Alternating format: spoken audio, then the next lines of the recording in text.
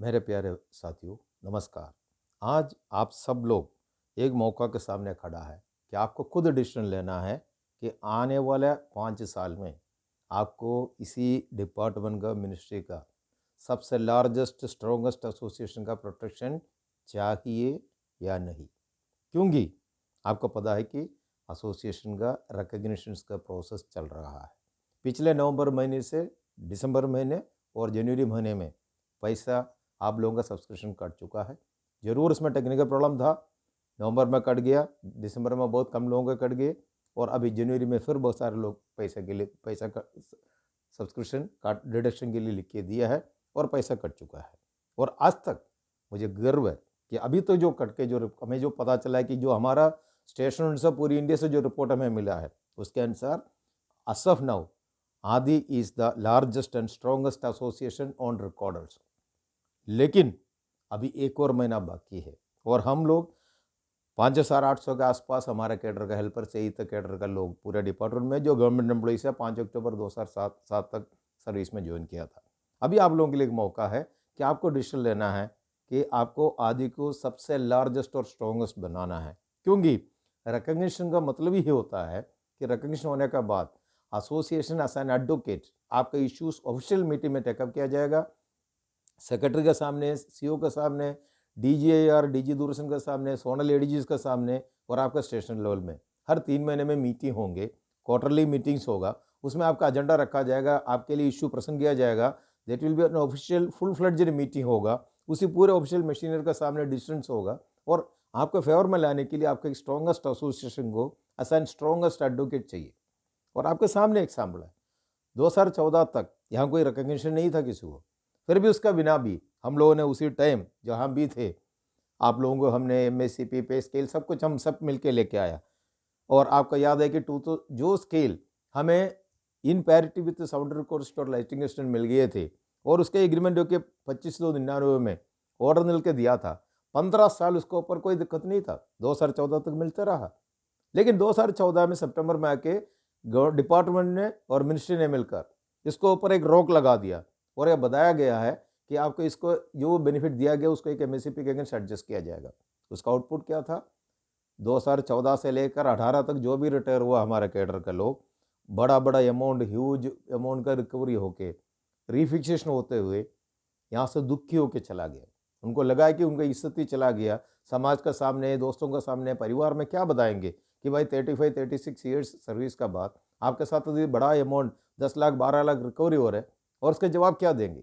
उसी बेइज्जती होकर लोग यहाँ से चला गया, आरसू होते चला गया। लेकिन मज़ेदार क्या था, दुख की बात क्या था, उसी टाइम हिस्ट्री में सिर्फ 4 साल का रिकग्निशन था।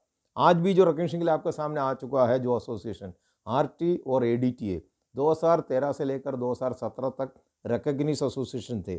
2014 सितंबर में जब आपका एमएससीपी रुका गया, आपका एक एमएससीपी 2599 का नाम पर विड्रॉ किया गया और आपका रिकवरी रिफिक्सेशन किया गया, यहाँ से बेइज्जतियों के लोग रिटायर करवा दिया गया, तब ये दोनों एसोसिएशन रिकग्निश एसोसिएशन होकर डिपार्टमेंट से फाइट करने की जगह पर, डिपार्टमेंट का नासान एडवोकेट जाकर प्रसन्न करके एम्प्लॉयज़ की इज्जत वापस लाने की जगह पर ये लोग बस चुपचाप देखता रहा, अपने आंखों के सामने लोगों को नुकसान होते हुए देखता रहा। कोई भी वेलफेयर एसोसिएशन का कंसेप्ट वो नहीं होता है और ये आपका सामने है। और ये फैक्ट है कि 2017 में जब आदि जन्म लिया, क्योंकि ये जब भी कट हुआ है 2014 सितंबर में और लेकर 17 तक आदि नहीं था, हम लोग कोई सामने नहीं थे। लेकिन जब आदि जन्म होने के बाद एक एक करके हम अपने इश्यूज सेटल करना शुरू किया है।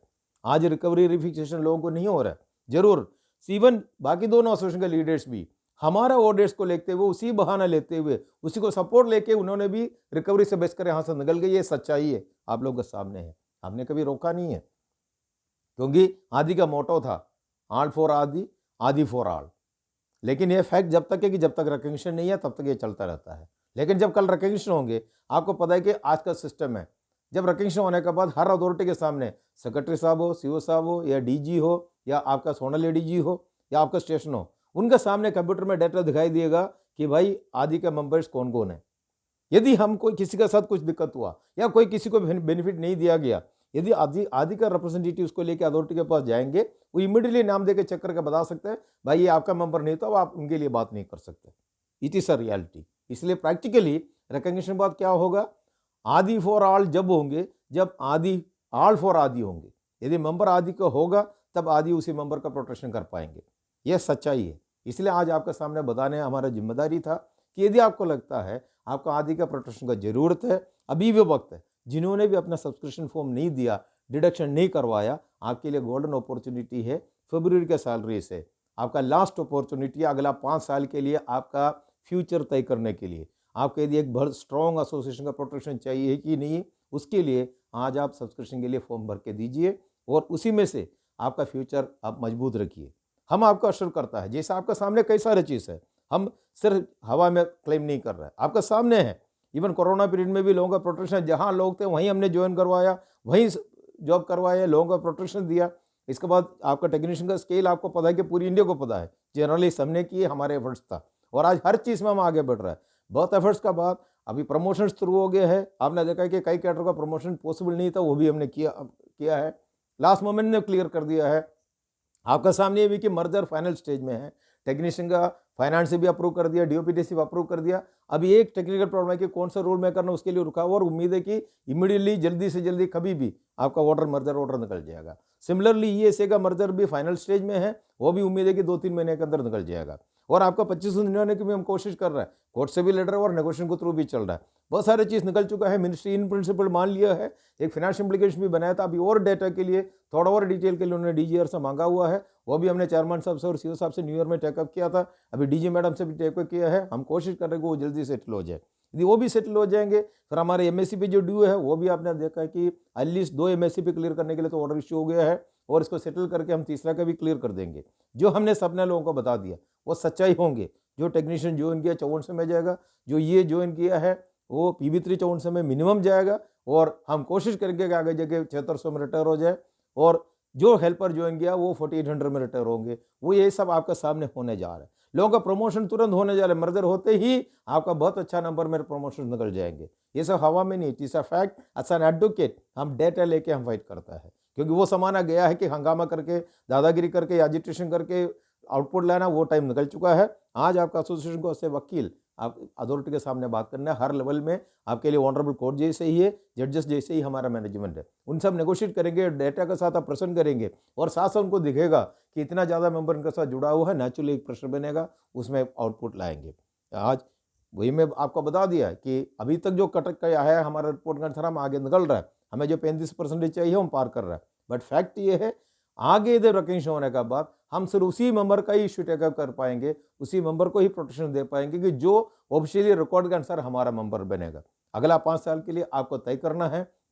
इसलिए ये आपसे एडवाइस करने के लिए, आपको रिक्वेस्ट करने के लिए आया हूँ। आप खुद का फैक्ट फ्यूचर आप तय कर लीजिए। यदि आपको लगता है कि आपको सारे इश्यू सेटल करके, जो आपके ड्यूज पेंडिंग है सारे कुछ क्लियर करके, एमएससी एसीपी क्लियर करके सब कुछ बेनिफिट लेके इज्जत से जाना है, उसके लिए आदि आपका साथ ताकत दिखा दिया है और आगे बन गए आएंगे। और रिकग्निशन होने के बाद हमारा क्वार्टर मीटिंग होगा। आज के दिन में हम जो भी किया है विदाउट रिकग्निशन किया है, कोई टाइम फ्रेम नहीं था।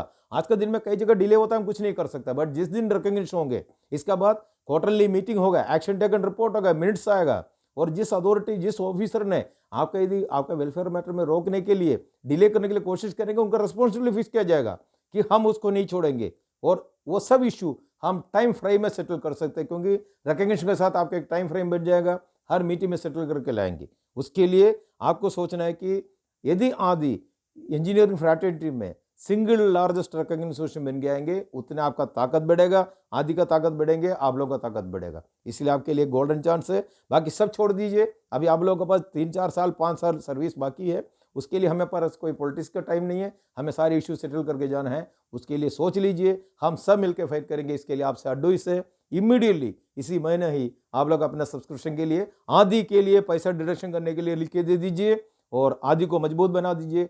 हम मिलके, आप आदि को साथ दीजिए, आदि आपको साथ दे देंगे। हम मिलके हमारे इश्यूज को सेटल करेंगे, इज्जत पूरा वापस लेके आएंगे, फाइट करेंगे ऐसे यूनाइटेड सिंगल टीम। इसके लिए हम सब मिलके करेंगे। Thank you.